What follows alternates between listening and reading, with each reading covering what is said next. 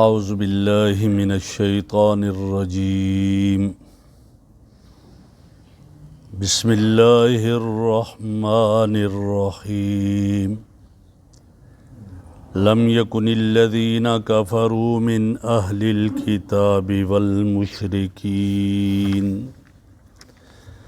منفکین حتی تأتیہم البینہ رسول من اللہ یتلو صحفا مطہرہ فیہا کتب قیمہ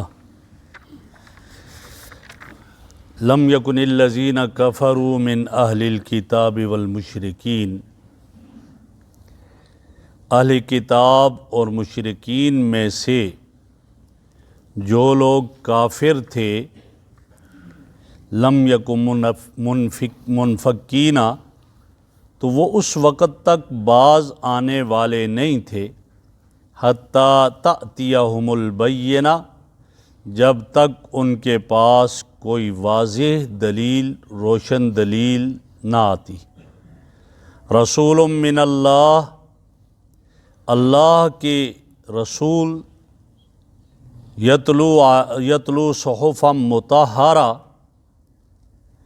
جو پاک صحیفے پڑھ کر سنائے، فیہا کتب قیمہ، جن میں لکھی ہوں سیدھی اور سچی تحریریں، وما تفرق الذین اوتوا الکتاب، اور نہیں تفرقہ ڈالا، نہیں جدا راستہ کیا اہل کتاب نے، الا من بعد ما جاءتهم البینہ، مگر بعد اس کے کہ جب ان کے پاس روشن دلیل آ چکی تھی۔ وما امروا الا لیعبدوا اللہ مخلصین لہ الدین، اور انہیں کوئی اور حکم نہیں دیا گیا سوائے اس کے کہ وہ اللہ کی عبادت اس طرح کریں، مخلصین لہ الدین، خالص کرنے والے ہوں اس کے لیے دین کو، حنفاء اور یکسو ہونے والے ہیں۔ وَيُقِيمُ الصَّلَاةَ وَيُؤْتُوا الزَّكَاةَ، نماز قائم کریں، زکوٰۃ ادا کریں، وَذَلِكَ دِينُ الْقَيِّمَةِ، اور یہی دین مضبوط ہے۔ میرے محترم بزرگوں اور دوستو، اس سورت کا نام سورۃ البینہ ہے، اور جو اس سورت کے اندر باقاعدہ آگے آخر میں آ رہے حتی تأتیہم البینہ، اس کی وجہ سے سورت کا نام سورۃ البینہ رکھا۔ اس سورت کا پس منظر تھوڑا سا ذہن میں آئے، اور وہ یہ ہے کہ عام طور پر یہی دستور ہے کہ جب کوئی بیمار ہوتا ہے، ڈاکٹر کے پاس جاتے ہیں، علاج کرواتے ہیں، چھوٹا مرض ہو تو ایک کسی عام چھوٹے سے ڈاکٹر کے پاس چلے جاتے ہیں، اور اگر مرض بہت بڑا ہو تو پھر بہت اچھے معالج کو تلاش کیا جاتا ہے، اچھے ڈاکٹر کو تلاش کیا جاتا ہے، اور پھر اس کے لیے دوائیں بھی اعلیٰ قسم کی استعمال کی جاتی ہیں۔ بیائی اسی طرح امام الانبیاء حضرت محمد الرسول اللہ صلی اللہ علیہ وسلم جب مکہ میں تشریف لائے تو آپ کی تشریف آوری کے وقت مشرکین، یہود اور نصارہ، یہ کفر اور شرک کی بیماریوں میں مبتلا تھے۔ حالانکہ مشرکین اپنے آپ کو ملت ابراہیمی پر سمجھتے تھے، اور وہ کہتے ہم ملت ابراہیمی پر ہیں، یہودی بھی کہتے ہم ملت ابراہیمی پر ہیں، نصارہ بھی کہتے ہم ملت ابراہیمی پر ہیں، لیکن یہ کفر اور شرک کی بیماریوں میں جکڑ چکے تھے، اور اتنی سخت یہ بیماری تھی کہ اس کے لیے کسی ڈاکٹر اور حکیم کی ضرورت تھی، لیکن وہ ایک عام ڈاکٹر نہیں، اور نسخہ بھی اعلیٰ قسم کا ہو، تو اس کے لیے پھر جب یہ تلاش کیا گیا، چونکہ یہ بیماری ان کے رگ رگ میں رچ بس چکی تھی، تو پھر ان کے لیے جس عظیم حکیم کا انتخاب ہوا وہ امام الانبیاء حضرت محمد الرسول اللہ صلی اللہ علیہ وسلم۔ حضرت آدم علیہ السلام سے لے کر حضرت عیسیٰ علیہ السلام تک تمام روحانی معالج آئے لیکن ان سب کے امام حضرت محمد الرسول اللہ صلی اللہ علیہ وسلم۔ تو ایسے عظیم معالج کا اہتمام کیا گیا، اور اس کے ساتھ نسخہ کیا دیا؟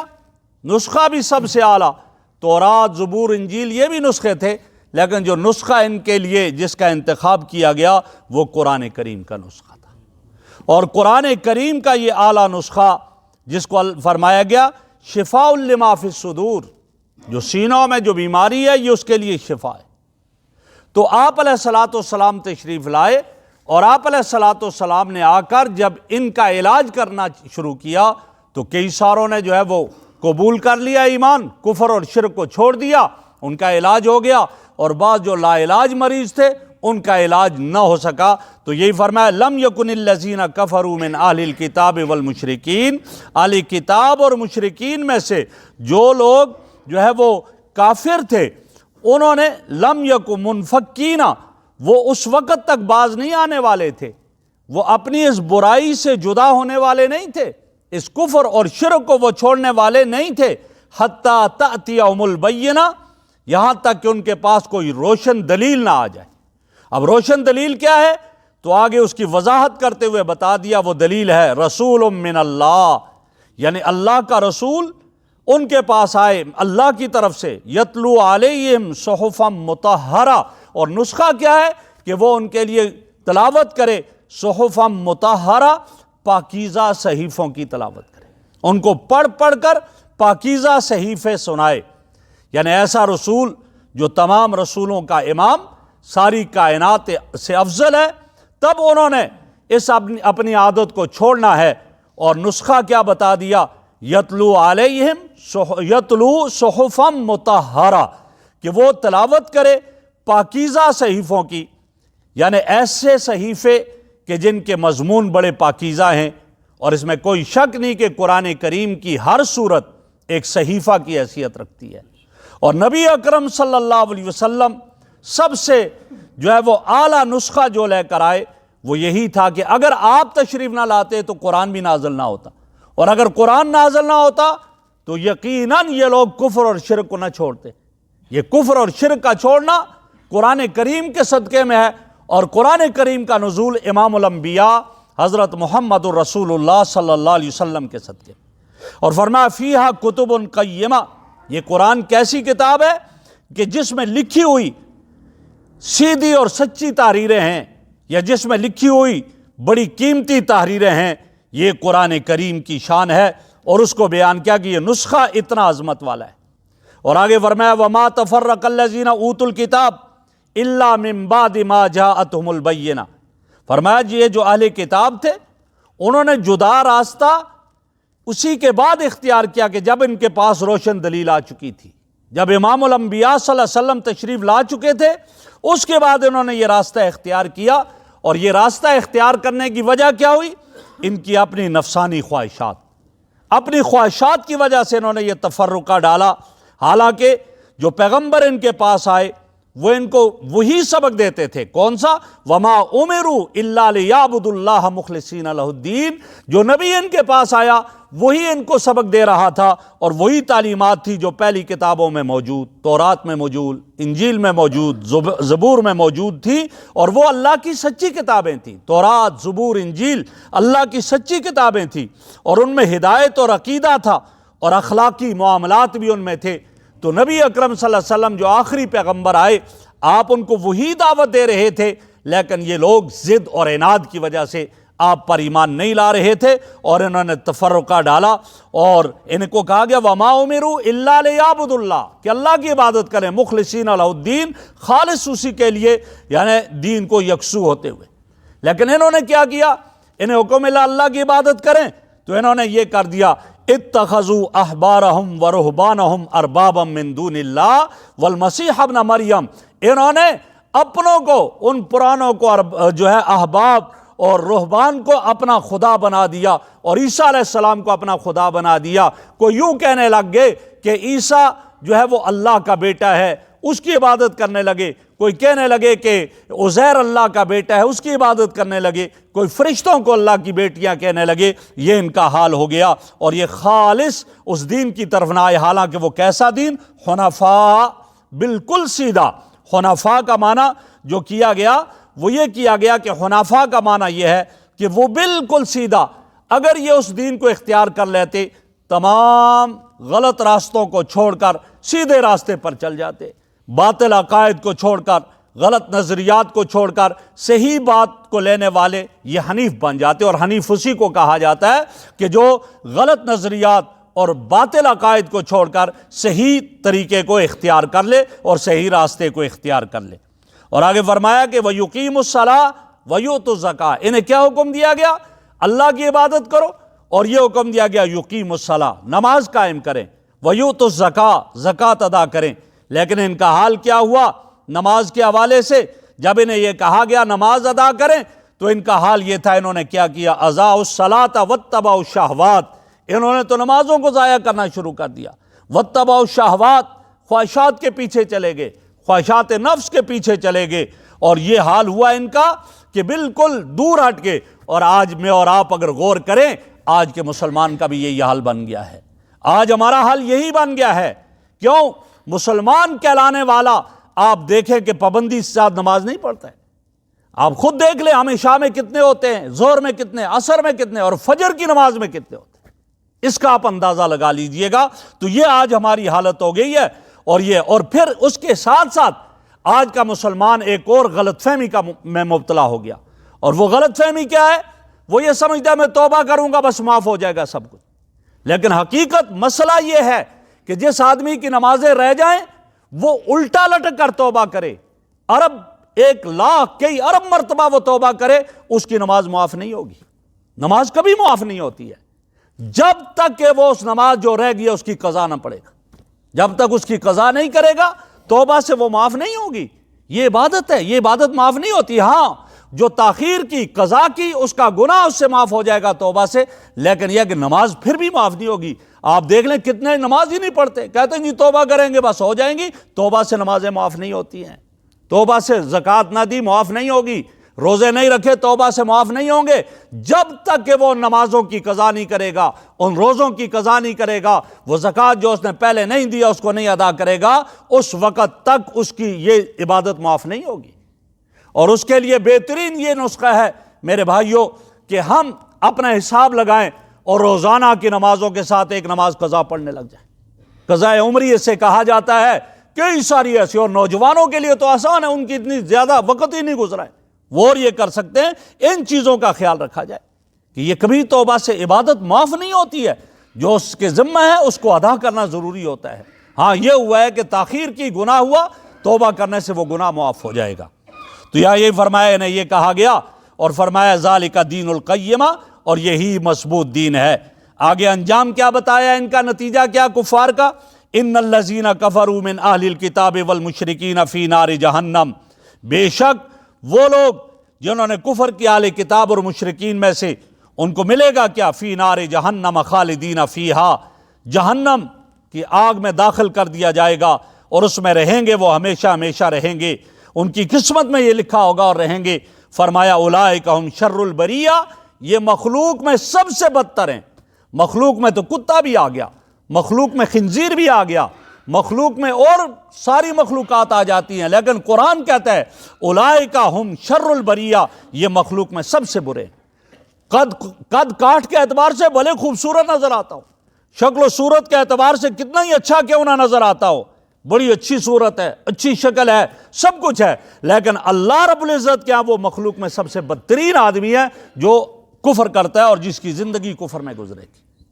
اس چیز کو سوچا جائے۔ اور اس کے مقابلے میں چونکہ قرآن مجید کا یہ اسلوب ہے، جب کفار پر جو اللہ رب العزت کی طرف سے ان کو جو سزائیں ملتی ہیں ان کا ذکر فرماتے ہیں، تو وہاں ایمان والوں کو انعامات جو ملتے ہیں ان کا ذکر فرمایا جاتا ہے، تاکہ ایمان والے ایمان کی طرف آ جائیں۔ اس لیے فرمایا کہ انسان کو ہم نے دو راستے دیے ہیں، وَهَدَيْنَاهُ النَّجْدَيْنِ، اس کو اختیار کرے یا اس کو اختیار کرے، لہٰذا یہ دیکھے، عقل سے کام لے کہ کس میں میرا فائدہ اور کس میں میرا نقصان ہے، فائدے والی چیز کو لے جس میں آخرت کا فائدہ ہے۔ فرمایا ان الذین آمنوا وعملوا الصالحات، وہ لوگ جو ایمان لائے اور نیک اعمال کیے، اولئک ہم خیر البریہ، یہ مخلوق میں سب سے اچھے ہیں، سب سے اعلیٰ ہیں۔ شکل و صورت کے اعتبار سے خوبصورت نہیں ہے، لیکن ایمان اور اعمال والا ہے، اللہ کے ہاں اتنی عظمت والا ہے کہ پھر میرے آقا جنت کی سیر فرما رہے ہیں، جنت میں چل رہے ہیں اور قدموں کی آواز آتی ہے۔ فرماتے ہیں جبرائیل اس وقت جنت میں ایک میں ہوں، دوسرا تو ہے، یہ کس تیسرے کی قدموں کی آواز آ رہی ہے؟ تو جبرائیل جواب میں کیا کہتے ہیں؟ یا رسول اللہ، یہ آپ کا کالا بلال ہے جو زمین پہ فرش پہ چل رہا ہے اور قدموں کی آواز عرش پہ آ رہی ہے۔ کیوں ہے؟ حالانکہ شکل و صورت کے اعتبار سے اتنے خوبصورت نہیں ہے، خاندان کے اعتبار سے ایسے نہیں ہے، لیکن کیا تھا؟ ایمان تھا اور اعمال تھے۔ اولئک ہم خیر البریہ، یہی لوگ تو مخلوق میں سے سب سے بہتر۔ ورنہ ابو لہب تو خوبصورت بھی تھا، حضور صلی اللہ علیہ وسلم کا چچا بھی تھا، بلکہ حضرت بلال رضی اللہ عنہ میرے آقا صلی اللہ علیہ وسلم کے سامنے بیٹھے ہوئے ہیں اور بڑی محبت سے دیکھ رہے ہیں، ٹکٹکی لگا کر دیکھ رہے ہیں۔ کسی نے پوچھا بلال آج اتنی کیوں ٹکٹکی لگا کر دیکھ رہے ہو، اتنی خوشی کیوں ہے؟ کہا ہاں میں سوچ رہا تھا اور میں نے کہا اللہ تیرا شکر ہے، تو نے ہدایت کو رشتہ داری پہ نہیں رکھا، تو نے ہدایت کو پڑوس پہ موقوف نہیں کیا۔ اگر رشتہ داری پر ہدایت موقوف ہوتی تو مجھ جیسا کالا کیسے ہدایت ملتی؟ پھر تو ابو لہب کو ملتی جو حضور کا چچا ہے، میری تو کوئی رشتہ داری نہیں تھی۔ اور اگر پڑوس پر رشتہ داری موقوف ہوتی تو پھر تو عتبہ شیبہ کو ملتی جو آپ کے پڑوسی تھے، میں تو کتنا دور حبشہ کا رہنے والا۔ لیکن اللہ تیرا کرم ہے، تو نے ہدایت کو رشتہ داری پر اور پڑوس پر نہیں موقوف کیا، مجھ جیسے کالے بلال کو حبشہ سے اٹھا کر رسول کے قدموں میں رکھ دیا۔ یہ ہے بس فرمایا۔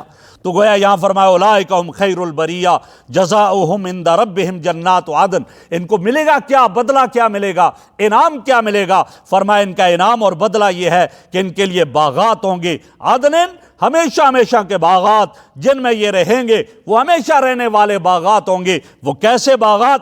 دنیا کا باغ بارش نہ ہو پھل خشک ہو جاتے ہیں، پھل نہیں دیتا وہ باغ، وہ درخت پھل نہیں دیتے۔ وہ ایسے باغ ہیں جنت کے کہ وہ کبھی خشک نہیں ہوں گے۔ جنت کے ایسے باغ ہیں کہ یہاں جب خزاں کا موسم آئے ان درختوں کے پتے گر جاتے ہیں، وہ عجیب سے ہو جاتے ہیں درخت۔ فرمایا نا جنت کے درختوں کے پتے بھی نہیں جھڑیں گے۔ اور یہ حال ہے یہاں کے باغ، اگر تھوڑا بہت اولے برسے اس سال نہیں ہے، پھل ہی نہیں ہے، میوہ ہی نہیں ہے بھائی، لیکن جنت کے ایسے درخت ہوں گے اور باغات کہ ان کے نہ میوے ختم ہوں گے، جن کے بارے میں کہا لا مقطوعۃ ولا ممنوعہ، نہ وہ منقطع ہوں گے، ختم نہیں ہوئے ہوں گے، ولا ممنوعہ، اور نہ انہیں کوئی روکے گا، جہاں سے دل چاہے کھا لو۔ یہ وہاں کے ان کو انعامات ملیں گے۔ اور پھر ساتھ کیا ہے؟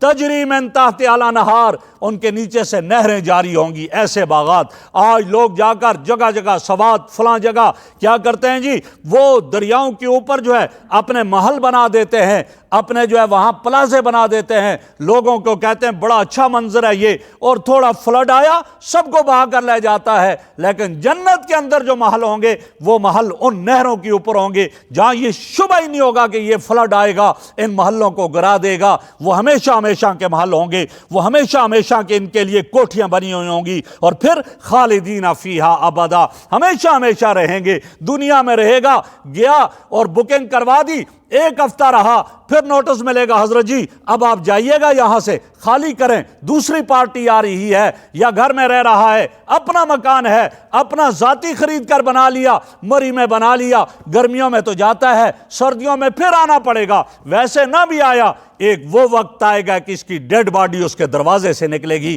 یہ ہے دنیا کا حال۔ لیکن جنت کے کیسے محل ہوں گے، کیسے باغات، خالدین فیہا ابدا، ایک مرتبہ اس میں داخل ہو گئے پھر کبھی نہیں وہاں سے نکلیں گے۔ یہ تو انہیں ملا، سند کیا ملے گی؟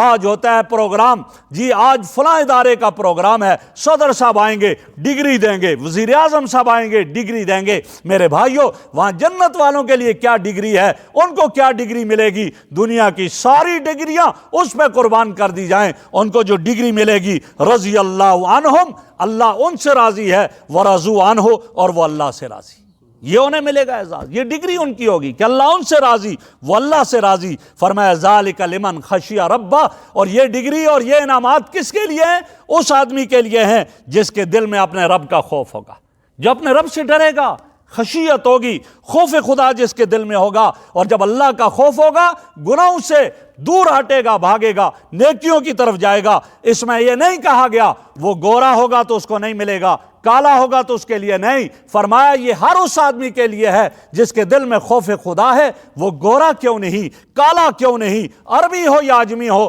لیکن خوف خدا اگر اس کے دل میں ہے، یہ سب کچھ اس کو اعزاز ملے گا۔ اور وہ دنیا کے جس حصے میں بھی رہتا ہو، جہاں رہنے والا ہو، فرمایا اللہ رب العزت کی رضا کا پروانہ وہ حاصل کر کے رہے گا۔ لیکن شرط کیا ہے؟ شرط یہی ہے ایمان اعمال کے ساتھ ساتھ خوف خدا ہو۔ اللہ رب العزت مجھے اور آپ کو اس خوف خدا والی جو ہے اس صفت سے جو ہے وہ ہمیں بہرور کر دے اور ہمیں ایمان اور اعمال پر قائم رکھے۔ الحمدللہ رب العالمین والعاقبۃ للمتقین والصلاۃ والسلام علی رسول محمد وعلی آلہ واصحابہ اجمعین۔